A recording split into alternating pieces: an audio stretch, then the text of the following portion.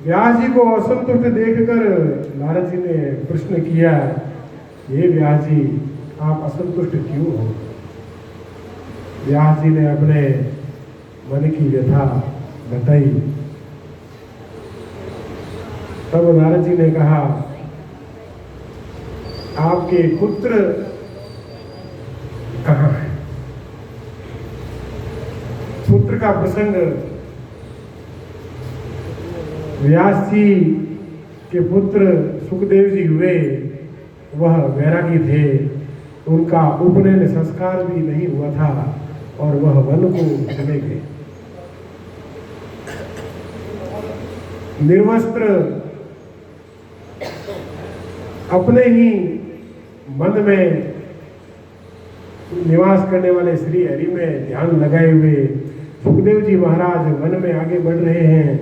पीछे पुत्र पुत्र कहते हुए व्यास जी चले जा रहे हैं। आगे एक सरोवर में नवयौवनाएं निर्वस्त्र स्नान कर रही हैं। सुखदेव जी वहां से निकले, उन बालिकाओं ने उनको पर कोई ध्यान नहीं दिया। सुखदेव जी आगे बढ़ गए। कुछ समय पश्चात व्यास जी की ध्वनि सुनाई दी तो वह बालिकाएं बड़ी तीव्रता दिखाते हुए जल में से बाहर निकली और अपने वस्त्र शरीर पर लपेट कर खड़ी हो गई। व्यास जी उनके पास में आए।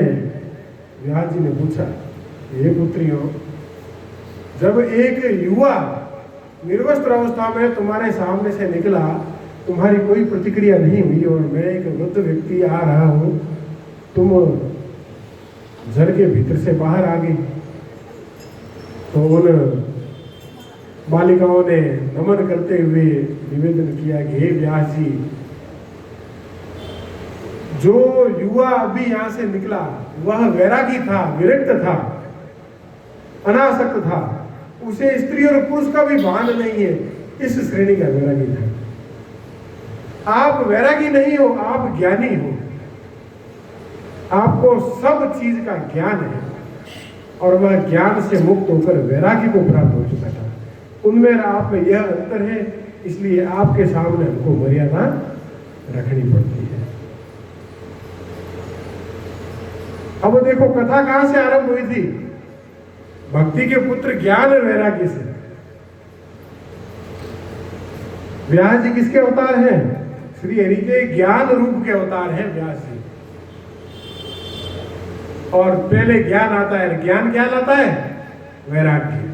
जब व्यास का अवतरण होता है तब सुखदेव का अवतरण होता है। पहले ज्ञान आएगा तब वैराग्य आएगा, सीधे वैराग नहीं आता है। जीवन से हताश और निराश लोग भी वैराग्य धारण करके चले जाते हैं, वह वैराग नहीं है, वह पलायन है, अधूरा है वैराग्य, उसका कोई फल नहीं है।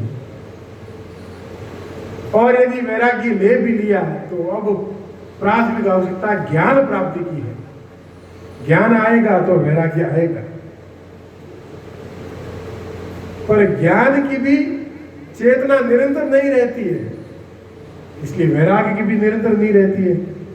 अपने कहावत है मसाण या वैराग्य, अब तो वो भी नहीं दिखता है, क्षणिक होता है, निरंतरता नहीं होती है। वैराग मसाणीय ही होते हैं। वैराग आता है विशेष परिस्थितियों में, फिर व्यक्ति सांसारिक प्रपंचों में रम जाता है, रच जाता है, बस जाता है।